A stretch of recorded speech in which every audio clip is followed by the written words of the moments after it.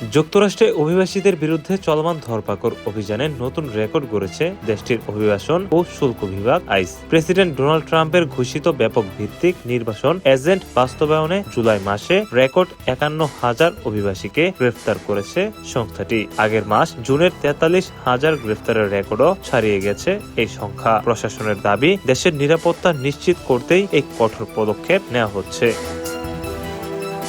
President ট্রাম্পের কঠোর নির্দেশনায় এখন প্রতিদিন গড়ে প্রায় ১,৬৪৫ জন অভিবাসীকে গ্রেফতার করছে ফেডারেল এজেন্টরা। স্বরাষ্ট্র দপ্তর তথ্য অনুযায়ী এই লক্ষ্যমাত্রা অর্জনের নতুন কয়েক হাজার এজেন্ট নিয়োগ এবং কয়েক বিলিয়ন ডলারের তহবিল বরাদ্দ দেওয়া হয়েছে। ডিএইচএস সেক্রেটারি মার্ক ওয়েন মুলিন জানিয়েছেন, আইস নিয়মিতভাবে অপরাধীদের খুঁজে বের করে নির্বাসন দিচ্ছে এবং এর ফলে দেশে অপরাধের হার কমছে। তবে বিভিন্ন মানবাধিকার সংস্থা ও পরিসংখ্যান বলছে, আটককৃতদের ১/৩ বিরুদ্ধেও কোনো অপরাধমূলক রেকর্ড নেই।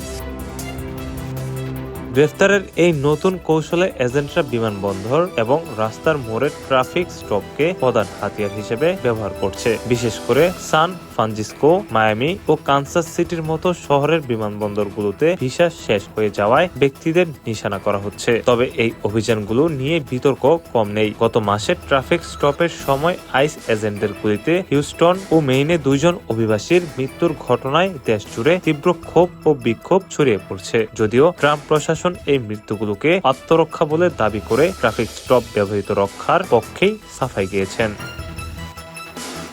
এদিকে নির্বাসন অভিযান আরো জোরদার করতে সীমান্ত বিষয়ক প্রধান টম হোমান নিউ ইয়র্কের মতো বড় শহরগুলোতে এজেন্টদের সংখ্যা বাড়ানোর হুমকি দিয়েছেন। সব মিলিয়ে জুলাইয়ের এই রেকর্ডধারী সংখ্যা অভিবাসন নীতি নিয়ে ট্রাম্প প্রশাসনের কঠোর অবস্থানেরই বহিঃপ্রকাশ বলে মনে করছেন বিশ্লেষকরা।